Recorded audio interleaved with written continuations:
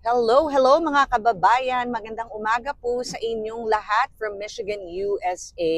It is a rainy and foggy morning dito po sa Michigan. And before po tayo magtuloy-tuloy, gusto ko lang ipakita sa inyo kung gaano ka-foggy ang daan na pinagmamanehohan ko. Ayan siya guys. Kita nyo? Um, sa ganitong situation, you have to be careful kasi hindi siya 100% visibility, 'di ba? So kailangan naka-on ang ating headlights kasi nakakatulong 'yan makita ng mga nakakasalubong na sasakyan na parating ka. And this is one of those situations where you have to leave work early. Kasi syempre medyo mabagal ang maneho dahil you wanna be careful dahil medyo hindi mo makita yung daan. And this is also the reason why you need to check the weather before you leave the house.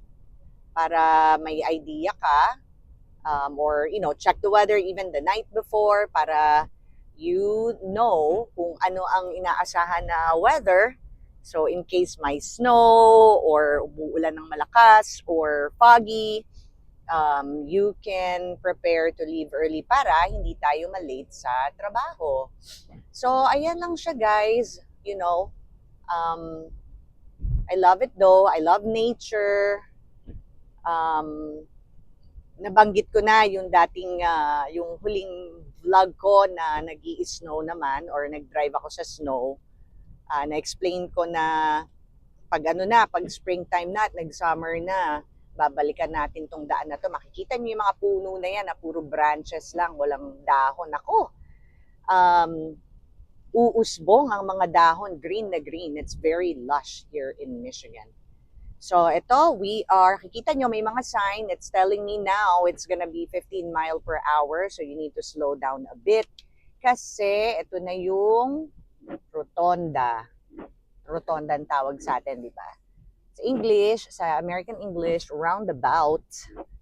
So, ayan. So binibigyan ka ng sign na kung may pa-zigzag,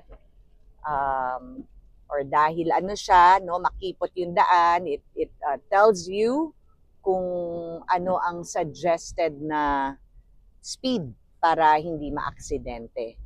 So again, here in the US, talagang sinusunod ang stop sign, whether may police or wala, whether may kotse na kasabay mong tatawid or wala, you still have to stop. Look and listen. So, ayan siya. Ayan, sana nagustuhan niyo ho yung pagpapakita ko sa inyo ng foggy na daan. Pero as you can see now, yan, nag-clear out na. So since driving ang parang natin ngayon, topic natin, pinakita ko sa inyo yung pagdadrive sa foggy, no? Pag-usapan natin ang dito, mga traffic rules, natin na rigid way or textbook way. Pero doon sa mga lilipat dito sa Michigan or sa US, generally speaking, talaga sumusunod sa traffic rules sa mga tao dito. At talagang may penalty, sinusunod talaga yung mga penalty. Ewan ko lang kung sa ibang state kung may experience kayo na nalalagyan ng police pero walang ganyan dito. And it's taken seriously. And it could really cause you your license being taken away kung talagang nasagad nyo na yung mga traffic violation.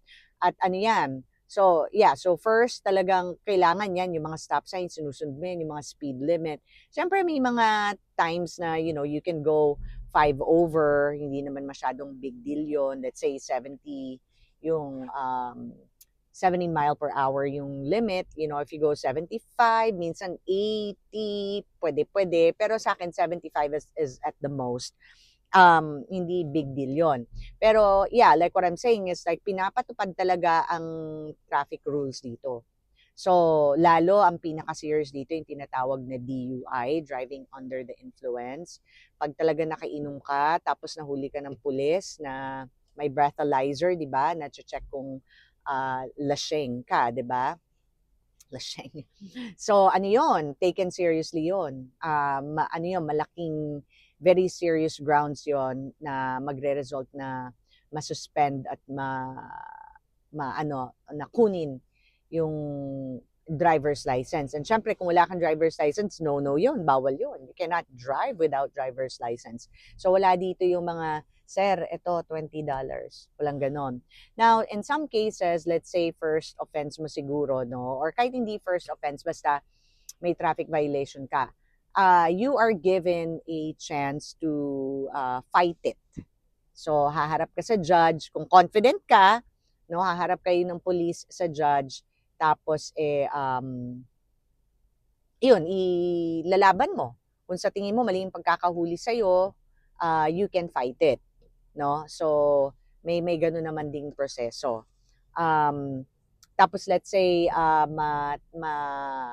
magkaroon ka ng DUI, driving under the influence, meron namang process for you to recover your driver's license. It might require some legal representation, mga forms. Alam ko, yung isang kilala ko na alcoholic siya, no, nagmaneho siya, nalasing siya. Isa sa naging requirement sa kanya is yung letters from family members and loved ones na nagpapatunay na nagbago na, nagpa-rehab, no? Stuff like that. So, may pag-asa naman na makuha, reinstate at makuha mo ulit yung driver's license mo. But the point is, sinusunod talaga. Kasi pinapatupad talaga. Kasi may mga penalty talaga.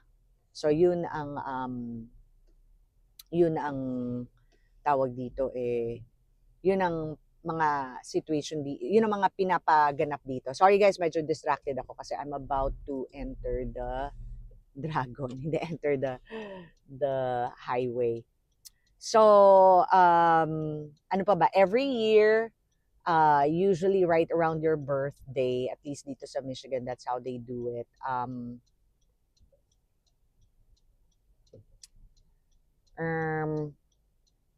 Yun. So, you have to renew your license and registration. So, every year yan. Every year. Every year yan. 1 second lang guys Kasi ako papasok ako dito sa freeway. Medyo congested lang. So yun sa mga bagay na ginagawa namin dito every year. Sandali, pakita ko sa inyo yung freeway. Ayan na siya. Siguro nagkaroon ng aksidente. Ano to unusual. Very unusual to.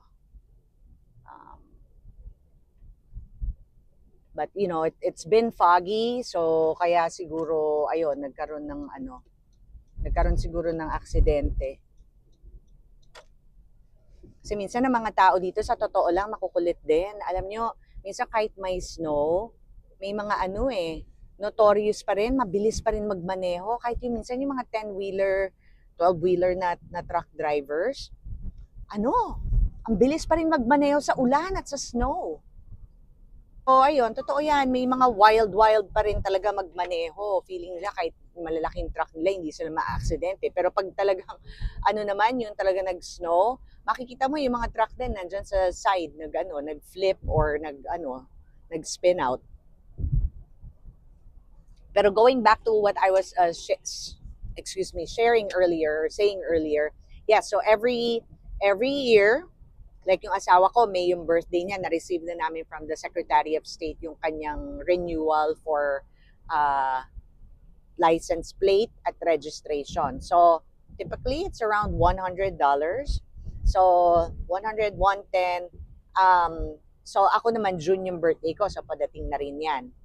So, yan yung extra expense ng pagkakaroon ng kotse. Also, dito sa US, required po ang may insurance. Hindi ko alam dyan sa Pilipinas kung nire-require yan, pero dito sa US, required. Lalo sa Michigan, I don't know if other states it's not required. I'll speak for Michigan kasi United States of America, iba-ibang state may kanya-kanyang ano yan mga rules. Pero dito sa Michigan, kailangan you have to have auto insurance policy. In fact, pag na-pull over ka ng police, ang itatanong sa'yo, ma'am, can I have your driver's license, registration, and insurance? So, kailangan mo i-present yon. And dito kasi sa Amerika, sa totoo lang ho talaga, no, every move, pwede kang mademanda. Sa totoo lang kami, lalo sa amin, we are debt-free. Wala ho kaming utang talaga, promise. Bahay namin bayad, lahat ng kotse namin bayad, wala kaming credit card debt, wala kaming car loan, lahat ng kotse namin bayad. Talagang sinikap namin maging debt-free. Pero hindi ho kami yamanin na. We just lived way below our means. Yan ang turo ng nanay ko. Kaya at syempre, blessing ni God, mga opportunity na binigay niya sa amin, kaya nag-arrive kami sa situation na to na wala kaming utang. But anyway, I digress. Kaya ko lang naman na-mention yon kasi I wanted to point out na wala kaming utang pero yung pinakamalaking bills namin monthly na pupunta sa insurance. Auto insurance, health insurance, dental insurance, vision insurance, life insurance policy, home insurance policy. Ay nako, puro insurance. Lalo ho ngayon di ba na-mention ko yan dun sa vlog ko na thankfully may health insurance ako kasi yung aking procedure, kung wala kang insurance dito sa hospital na pupuntahan ko, grabe, $75,000. But with my insurance, I will cover my deductible of $7,700. So, at least maigi na, 'di ba? Kesa sa $75,000. So, yan ang mga eksena. So, syempre pag nabangga yung kotse mo, lalo may nakabangga ka, yung insurance mo na ang sasagot sa mga gastusin. Pero mahal din ang Kaya nga lahat ng kakatawa nga, wala kaming mga mga mortgage, car loan, credit card, student loan, pero yung big chunk ng aming ginagastos sa insurance. But you cannot not have insurance here in the US, in Michigan. Delicates.